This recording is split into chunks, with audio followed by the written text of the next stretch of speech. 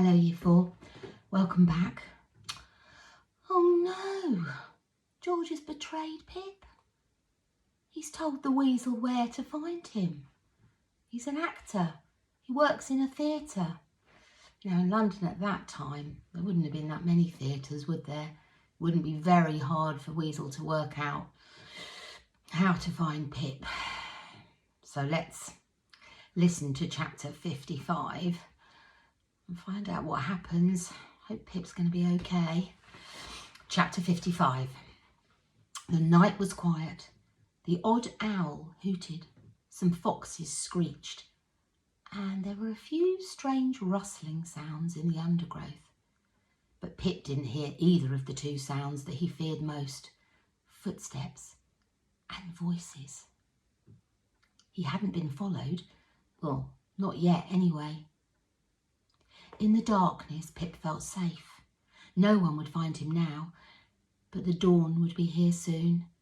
In daylight, he and Miranda would be caught quickly and easily. They had nowhere to hide, even in London, where the streets were packed with an apparently infinite variety of peculiar people and extraordinary creatures. A boy and a bear would soon be spotted. Someone would send a message to the weasel. You know that boy? The one with the bear? I can tell you exactly where he is.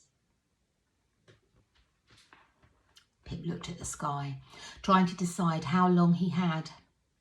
At the moment, the full moon was shining brightly, glistening on the oily surface of the river, and the edges of the sky were still completely dark. Dawn wouldn't arrive for a few more hours. How should he spend his last few hours on the earth? Trying to run, searching for somewhere to hide, thinking about his sins, praying for forgiveness, writing a letter to his mother and sisters. He didn't know what to do. He looked at Miranda, hoping she might be able to make a suggestion, but she was no use at all. She was just lying beside him, her head resting on one of her front paws, staring at the river. They were sitting beside the bank of the Thames, watching the water flow past. The tide was going out, carrying sticks and leaves and bits of rubbish towards the sea. Pip had never seen the sea. He wondered if he ever would. Then he told himself to stop thinking like that. I should be worrying about death. I shouldn't be worrying about death, he thought. I should be planning how to stay alive. But how do you think about staying alive when you're sure you're going to die? Pip looked at Miranda, wondering what she was thinking about and whether she might be able to help him. He'd like to ask her advice. She'd probably been faced with death many times. She must have seen bears die, dogs too, probably even people. Every time that she was taken to the bear garden and forced to fight, she probably thought she was going to die. So what did she do? Facing the possibility of her own death? What had she thought about? She turned her head and stared back at him. For some time, neither the boy nor the bear made a sound. They just peered into one another's eyes as if they were searching for something, although Pip certainly wouldn't have been able to say what he was searching for, and I don't suppose Miranda could have done either. Pip broke the silence. He whispered, "What are we going to do?" Of course he knew she wasn't going to answer him. Bears can't talk. Not even the most intelligent bear in the world can speak a single word of English. So why did Pip talk to Miranda? Because he had the strange feeling that even if she couldn't speak to him, she could still understand exactly what he was saying. "We can't stay here," said Pip, "but I don't know where else to go." And he sighed. "Wherever we go, the weasel's going to find us. And when he does, well, he won't hesitate, not like me. He won't worry about right and wrong. He'll just kill us." He reached down to his belt and touched his father's knife. remembering the moment when he had stood over the weasel, poised to kill him. If he'd done it then, he'd be safe now. But he'd also be a murderer. He would be no better than the weasel. To stop a murderer, Pip thought, you have to become a murderer. But I couldn't. So now I'm going to get murdered. Miranda stared at Pip. She didn't make a sound, and yet in a way she did answer him. She stared at him with an expression of complete calm. Her black eyes showed no sign of panic, not even nervousness. She seemed to be saying, "We'll be fine." Pip hoped she was right. Looking into her steady black eyes, he began to believe that she was. "Let's go to the Globe," he said, answering his own question. "If we lock the door, well, they won't be able to get in. We can sleep till dawn, and when Cuthbert arrives, we'll talk to him. We can ask him to help us." And with each word that Pip spoke, he felt more confident. "Cuthbert knows a lot of people. He'll find a way for us to get out of London. You know what? He could put us on a boat and we can go to France. No, we can go to Venice. We'll find Inigo Jones, or we can go to the New World, and wherever we go, we'll just keep moving and the weasel will never find us."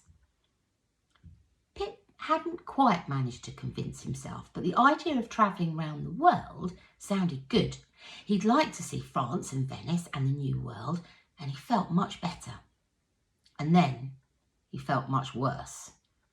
Staring at the bear, he suddenly realised that he was doing it again. Exactly what he'd done before.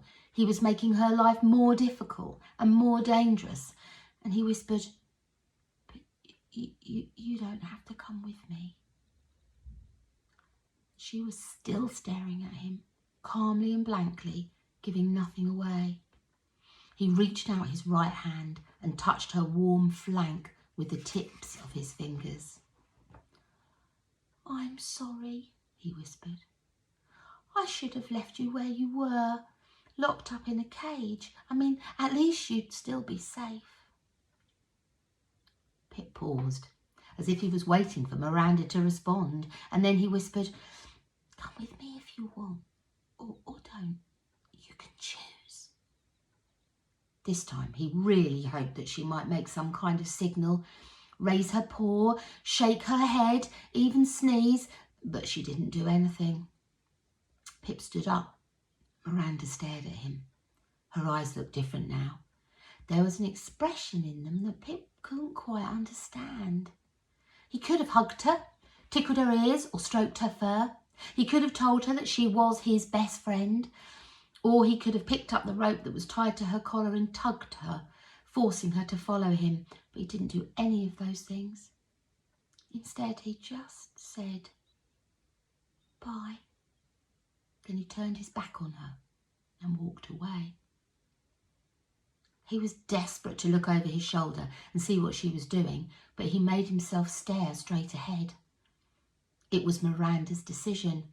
He wanted the choice to be hers and hers alone, so he kept walking, never looking back.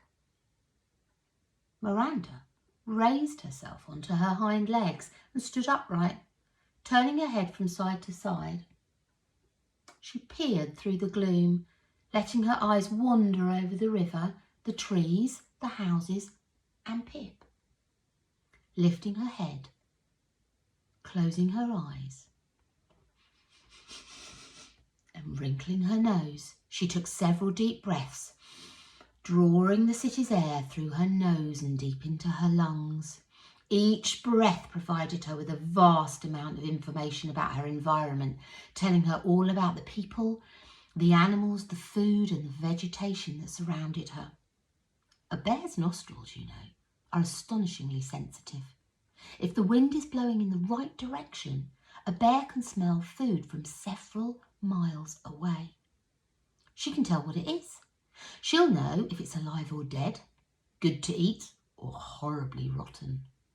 She can even follow the scent back to its source, finding exactly where it's coming from, tracking it for miles through the countryside. Right now, Miranda was almost overwhelmed by the amazing variety of scents that assaulted her nostrils from every direction. She could smell cows and sheep, trout and lamb, sparrow and parrots, pears and plums, mushrooms and marrows, honey and pepper, saffron and cinnamon, all the smells of a city that held not just thousands of houses, but hundreds of ships, which had sailed here from all around the globe. Sniffing the air, she peered at the nearby houses and trees, trying to decide which way to go and what to do. A new world was opening to her, a world that had been hidden for the past 2 years. During that time, while she languished behind the bars of her cage, her world had shrunk. Now, it felt big again.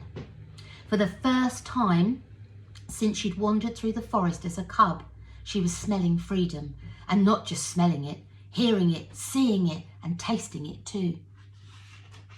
She could have done anything. She could have plunged into the river for a midnight swim.